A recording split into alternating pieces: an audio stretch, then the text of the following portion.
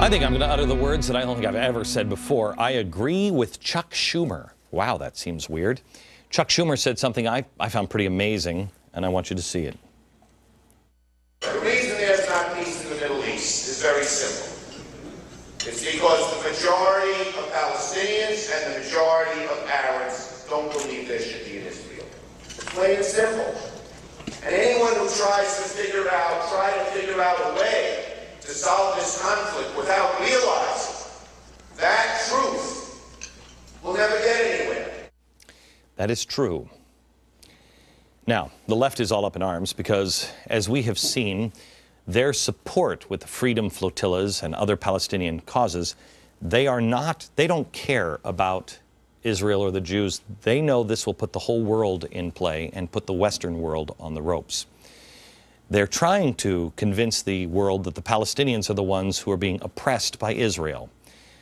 But when you see how steeped in hate the traditions of prominent groups such as the Muslim Brotherhood are, it becomes very clear that Chuck Schumer is right. My gosh, I've said it twice. I want to take you back to 1921. Mohammed Al-Amin al-Husani, he is appointed as the Grand Mufti, that's the teacher of Islamic law.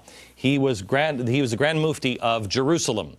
He was the most prominent Arab figure in Palestine. He also happened to be one of the most bigoted human beings of all time. This is when Jerusalem and all this territory was owned by the British. He urged followers to kill the Jews wherever you find them. Throughout the late 1920s and 30s, he led violent riots opposing the establishment for a national home for the Jewish state in Palestine. His resistance caught the attention of Hassan al-Banna. Who is that? This is the guy who in 1928 founded the group called the Muslim Brotherhood in Egypt. Seeking to expand the scope of the group, he recruited leaders from surrounding nations. He allied with the Mufti to represent the Brotherhood in Palestine. Well, as it turns out, this guy also hated the Jews. What a coincidence. So their jihad included mass demonstrations in Egyptian cities, and their slogans were down with the Jews, get the Jews out of Egypt and Palestine. Basically, well, these are actually more tame than what you're seeing being touted now on the streets of Egypt. They published a regular column. It was called The Danger of the Jews in Egypt, and they called for the boycott of Jewish goods. Believe it or not, it gets much, much worse than this. It turns out that the Grand Mufti, remember the guy with the funny hat, he made a new friend, and his new friend was in Germany. They shared a common trait. His new friend was none other than Adolf Hitler. There they are together, meeting in person. The Mufti sent him 15 drafts of declarations he wanted Germany and Italy to make concerning the Middle East.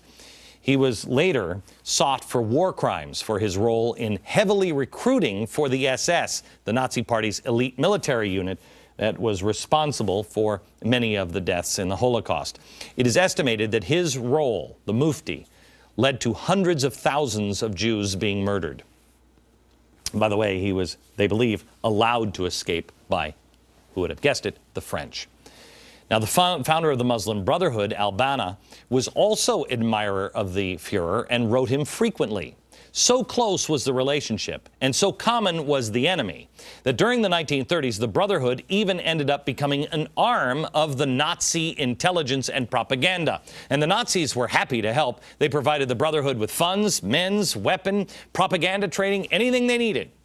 What once was a small little group fledgling to stay alive here, they grew into 1 million strong, thanks in large part to the Nazi support.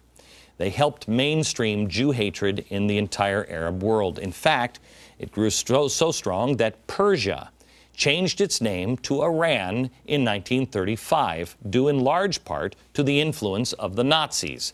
Iran means Aryan.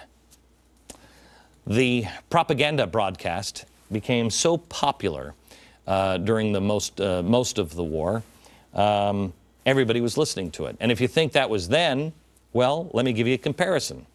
Here's al-Qaradawi. Remember him? This is the current Muslim Brotherhood leader who sounds just like Hitler. This guy has a broadcast every week that is heard and seen by 40 million Arabs every week. Now, how about the part of the story that nobody seems to be concerned about? Tying it right back today. This is a story that we told you last week. I haven't seen it anyplace else. A group of Egyptians have now proclaimed the establishment of a new Nazi party. But they say, no, it's in a contemporary frame of reference, as if the problem with the Nazis were the outdated uniforms. More in just a second.